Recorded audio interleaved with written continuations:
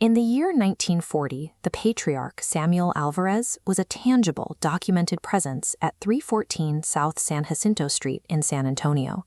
He was the head of the household and a documented pensioner for the Southern Pacific Railroad. Decades earlier, he navigated his family across the border to escape the Mexican Revolution, establishing a migratory pipeline that his descendants would follow for the next century.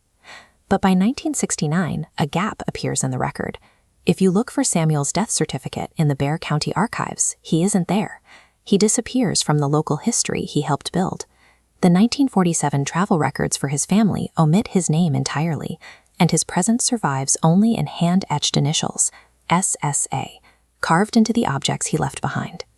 Samuel operated at the center of this family for 50 years, yet the official record suggests his life stopped at the San Antonio city limits. Clerical habits began eroding his footprint as early as 1950. In that year's census, an enumerator recorded the entire family under the truncated, arbitrary surname Alvar. The corporate infrastructure of the railroad further displaced his history. When workers needed intensive care, they were often routed to the Southern Pacific Hospital in Houston, meaning Samuel's final medical and death records were filed in Harris County rather than at home. An institution-first filing system prioritized corporate medical routing over personal geography, effectively scrubbing his final years from the local archives. This lack of local data created a vacuum that modern algorithms tried to fill. Automated genealogy tools scraped the missing pieces and merged Samuel with a completely different man. The software incorrectly identified him as an Amarillo resident who migrated from New Mexico, thousands of miles from the family's path. Soon after, a false 1911 Guanajuato marriage record appeared, having no biological connection to the San Antonio family. To find the real Samuel, researchers had to look past the machine-generated suggestions and find a metric that cannot be mistyped. When paper trails are corrupted by clerical errors, human DNA remains the only evidence capable of reclaiming a lost identity. The investigation turned to DNA triangulation, first testing descendants to see if any biological link existed to the Amarillo family. The results showed zero shared DNA, mathematically proving the Amarillo Samuel was a total stranger.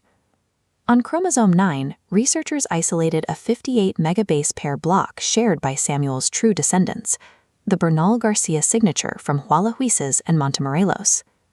The paternal line carries haplogroup EV13, a permanent biological voucher linking this Alvarez branch to San Antonio's Arguello family. These genetic signatures pull the family tree out of the Guanajuato error and ground the lineage in its true biological origins in Nuevo León.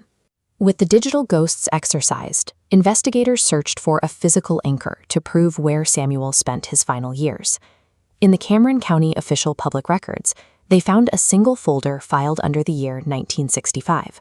It was a mechanics lien executed with the Harlingen Lumber Company on October 12, 1965. Samuel signed a contract for $450 in property improvements to be paid in $25 monthly installments. The document specifically notes his legal status at the time, recording Samuel as a single man living in Harlingen.